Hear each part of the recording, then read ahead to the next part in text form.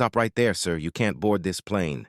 Those were the humiliating words that cut through the air like a blade. Marcus King, a self-made billionaire CEO, froze in disbelief. He had walked confidently to the gate, dressed in a crisp tailored suit, polished shoes, and a wristwatch that spoke of quiet success. In his hand was a first-class boarding pass, purchased for several $1,000s. But instead of being welcomed like every other passenger, Marcus was singled out, treated as though he didn't belong. The gate attendant scanned his ticket, frowned, and then leaned toward her supervisor.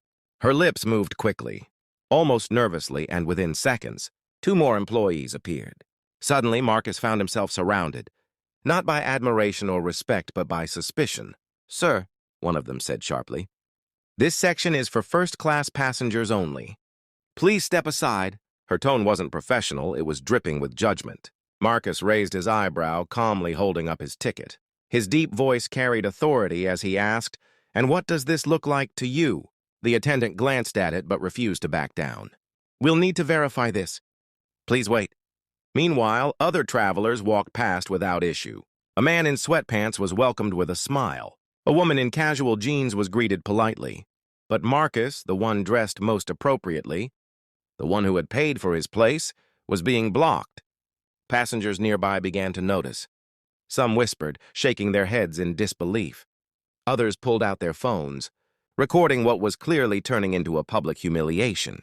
Marcus felt the sting of anger. Not because he couldn't board the plane. He could afford to buy the entire airline if he wanted. No, it was the principle, the quiet but painful assumption, that he didn't belong in first class because of the color of his skin. But instead of losing his cool, Marcus took a deep breath. Inside, a storm of determination began to rise. The staff thought they were dealing with just another traveler they could dismiss. They had no idea that the man standing before them wasn't just any businessman.